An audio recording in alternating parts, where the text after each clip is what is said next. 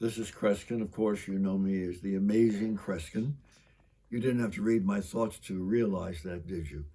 I'll tell you something. This cancel culture that's becoming almost an illness in our society today is getting crazy. Now, needless to say, a tremendous amount of attention has been given the past week on 6 of the 7 Dr. Seuss books. And here every year on Dr. Seuss's birthday, I have read the 500 Hats of Bartholomew Cubbins. I didn't this year because we couldn't find a college, or not a college, but a school that was filled where I'd have an audience to work with.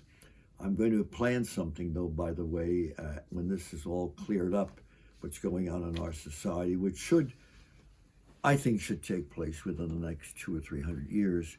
But when it does clear up, I'm going to do a mass Dr. Seuss reading of the 500 Hats of Bartholomew Cubbins, because last year, as some of you learned, my audience, and it deals with hats appearing on the heads of the characters in the story, we had almost 500 out of 300 or 400 or 500 kids in the audience. We had almost 100 hats appear in the audience, and the place almost went out of control. No, it was not a magic act. When you see it, and when you will look at it in the future, you'll understand how this is possible. But now, can you imagine they've picked not the 500 hats, but 6 of the other Dr. Seuss stories. I listed a few of them, but you want to know something? I'm not going to even read them right now because they never were issued when they first came out. A few million of them have been sold. Some areas have decided to prohibit selling them, which is a very serious and very sad commentary because they created no problems. I realize that we have to be concerned how characters and stories dress, how they look, the color of their hair, what they're wearing, the remarks they make, and God knows who their ancestors were. It's getting so ridiculous that we're not going to have too much left to play with this canceling in our society going on. But I've got something now that just broke, and to be very honest with you, the headline of the story, which I have in my hand, it came from the Manila Bulletin in national news 2 or 3 days ago, and it originated, believe it or not, in of all places, the Philippines. But are you listening?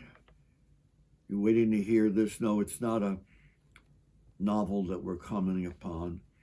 It's not a story of Dr. Seuss or any of the other characters in cartoons. It is a situation of this Catholic priest, and I can speak fairly well of Catholic priests since I received my degree in psychology at Seton Hall University with a graduate degree in religious philosophy. But this Catholic priest, and it's on Facebook, he's in the Diocese of Dumaguete, the Latin church in the Philippines. He has now advised people, believe it or not to visit or see or look at because of the greatest danger that we're beset with if we watch horror films. Damn it to hell, amongst my favorite movies all my life have been horror movies. And nobody is going to legally prevent me from watching what some have considered the greatest horror movie ever made by one of the most brilliant directors of all time, and that's Alfred Hitchcock. Or favorite movies and stories of mine, books and stories, Bram Stoker's Dracula, which became one of the classic movies in early movie times, and then on through the years. I think it's a great skill when a director can frighten us as effectively as they very often can in a book. But to ban things like this and suggest, and you heard me clearly, to suggest that there are dangers. Now, look at what's being censored. We're being censored on what we wear, the color of the clothing at times that we wear, the comics that we enjoy, the comedians that make us laugh, depending on whether the humor is legitimate or not. Legitimate or not, I'm not going to even say anything further. The songs we sing, and on this erosion of our society goes. One success out of it, we got to give them success, is in eliminating these dozen or more areas. We are narrowing down our social structure. And that would be the dream of the Communist Party, because that was their aim when they moved into Russia and when they destroyed 6 small countries in South America, which you've probably read about in recent months since they were favorite vacation areas. So the narrowing down of what we can look at and see and so forth is threatening very seriously our ability to communicate on a larger scale. Now, let me just mention one more thing. I hope you're ready to understand that this is not a fiction story I'm about to tell you, because this was in the Manila Bulletin, and the story now, I am told, has found its way internationally. The reason that the priest has eliminated yours and my opportunity and wishes to see a horror movie, and the reason he warns us, is that he has been exorcising. That means removing from the person's life a curse or witchcraft or what have you.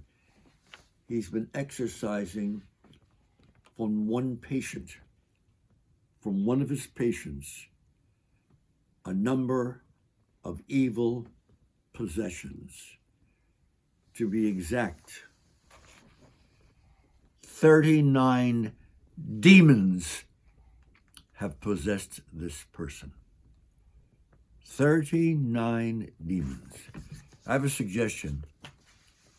My degree is in psychology. I don't brag about it because I've been performing professionally as a mentalist since my teens. But I've never met more whacked out people than people in the field of psychology. But at the same time, if there were 39 demons that this person now knows have possessed her, maybe she needs to see not a Catholic priest, and I'm not denigrating Catholic priests. One of the heroes of my life whom I knew was the late Bishop Fulton J. Sheen. But maybe she needs to see a psychologist or psychiatrist. That's an awful lot of demons for one person to have removed. But you know something? I could be wrong. I may have erred there. Maybe the person who needs to see the psychiatrist is the priest who's discovering all these demons. To be continued.